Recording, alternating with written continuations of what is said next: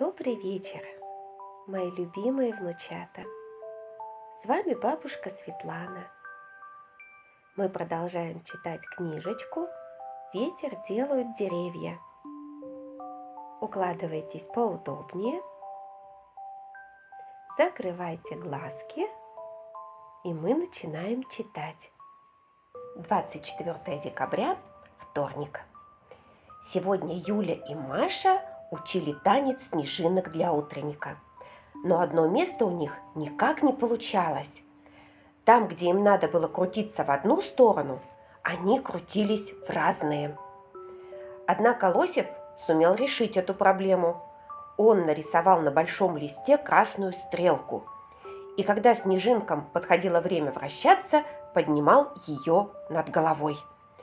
Причем так хитро поднимал, что один раз стрелка показывала налево, а в другой – направо.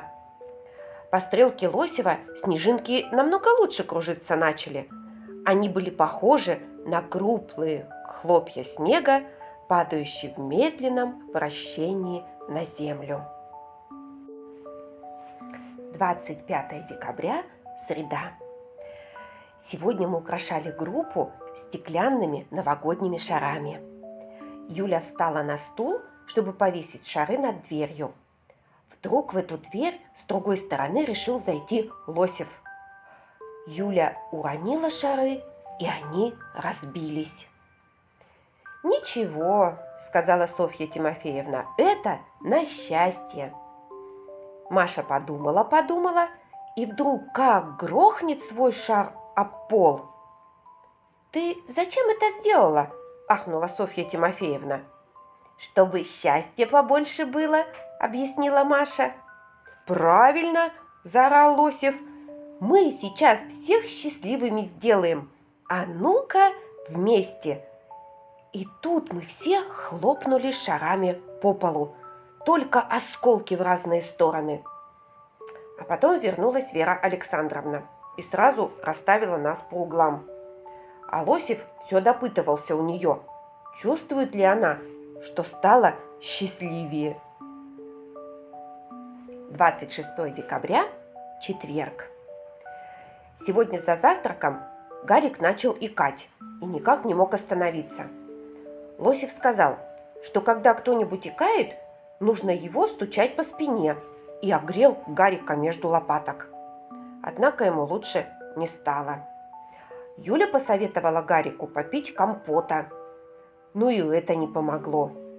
Тогда Вера Александровна принялась листать книжку «Здоровый ребенок» и там вычитала, что при икоте следует попрыгать. Гарик начал скакать на месте, словно заводной, но как только остановился, сразу же икнул. Лосев закричал, что нужно спасать товарища, и предложил вызвать скорую помощь или МЧС. Тут Софья Тимофеевна сказала, что никого вызывать не надо, и велела Гарику произнести: «Икота, икота, перейди на Федота, с Федота на Якова, с Якова на всякого». Гарик сказал, как было велено, и тут же икать перестал. А когда вечером за Юлей пришел ее папа, все увидели, что он икает и не может остановиться.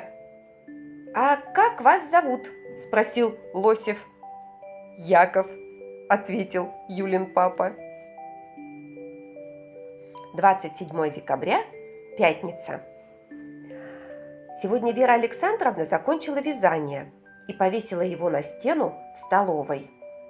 Лосев спросил Веру Александровну, зачем она повесила свое платье на стену. А Вера Александровна ответила: «Это не платье, а такое украшение. Называется макраме. Вместо того, чтобы глупости говорить, лучше бы за своими варежками следил. Лосев их сегодня утром на прогулке потерял, а вот у меня варежки на специальную веревочку привязаны». 29 декабря, воскресенье. Сегодня я был на елке в Кремле. Там выступали фокусники, танцоры и певцы. А потом вышел артист Лев Дуров, переодетый в Деда Мороза, и закричал, что он только что приехал на оленях из тайги. А потом сказал, что если мы крикнем «Елочка, зажгись!», случится чудо. Мы крикнули. Дуров повернул выключатель, и на елке загорелись лампочки. Зачем мы водили вокруг нее хоровод и участвовали в разных конкурсах? Дуров, конечно, хороший артист, но Деда Мороза нам никто не заменит. 30 декабря, понедельник. Сегодня был утренник. Мы надели новогодние костюмы и выстроились у дверей актового зала, где сидели наши родители. Воспитательница младшей группы играла на пианино, а мы заходили по одному и выступали. Первым вошел я. В руках у меня была метла, а на лице накрашенный красный нос. Я встал в центре зала и прочитал. Стою на улице с метелкой, глаза из пробок, красный нос. Я охраняю нашу елку, смотрю бесстрашно на мороз. Вера Александровна сказала: «Ну, папы, мамы, угадайте, кто это?» Наши родители долго думали. Особенно Юлин папа, Яков, морщился. Наконец он сказал: «Лесник, что ли?» Я хотела еще раз прочитать стих, чтобы все поняли. Ответ не лесник, а снеговик. Но Вера Александровна утащила меня в угол за пианино, а затем объявила: «Сейчас Лосев прочитает нам стих «Снежинки». Она строго посмотрела на Лосева, намекая, чтобы он чего-нибудь не выкинул. Но Лосев выкинул. Наряженный в костюм Снежинки, он выступил перед зрителями с суровым лицом и завел. «Скажи-ка, дядя, ведь недаром Москва, спаленная пожаром, французу отдана». И Лосев рассказал про то, как французский император хотел захватить Россию, но у него ничего не получилось. Родители долго хлопали, но потихоньку спрашивали друг друга, отчего Снежинка рассказывает про войну. Наверное, потому, что дело было зимой? Следующим номером был Гарик. «А сейчас Гарик прочтет нам про снег», объявила Вера Александровна. Однако в ее голосе слышалась большая неуверенность. Гарик неспешно вошел, украшенный со всех сторон ватой, и все сразу увидели, что он человек гордый. Гарик прочитал: «Я снег белый, гордый, летаю кругом, я гордо кружусь над полями, леса укрываю я гордым ковром и храбро скреплю под ногами». Гарик стоял, высоко подняв голову, и был похож на гордого джигита, который упал с лошади в сугроб. Родители опять ничего не поняли, но хлопали изо всех сил, потому что стих был прочитан хорошо. Потом Гарик сел к нам в угол, а Вера Александровна объявила танец снежинок, но голос ее сильно дрожал. Только волновалась она зря. Снежинки пели нужную песню, и когда надо, хлопали в ладоши. Правда, вращались они иногда в разные стороны, потому что Лосев, который должен был показывать снежинкам, в какую сторону вертеться, побоялись снова выпускать к родителям. Вера Александровна закрыла тетрадь и откинулась на спинку кресла. Минут 10 она сидела, не двигаясь. Вдруг Вера Александровна снова закашлялась и потянулась к кружке. Но чай в ней давно уже остыл. Вера Александровна встала, включила электрический чайник. Вода тихо зашумела. Ожидая, пока она закипит, Вера Александровна снова подошла к окну. На улице начало темнеть. Прохожих почти не было. Снег, наконец, засыпал аллею, а на пригорке кто-то уже слепил снеговика. Вера Александровна так глубоко задумалась, что не слышала, как вода в чайнике забурлила, и он щелкнул кнопкой. Вдруг она отошла от окна и быстро направилась в коридор.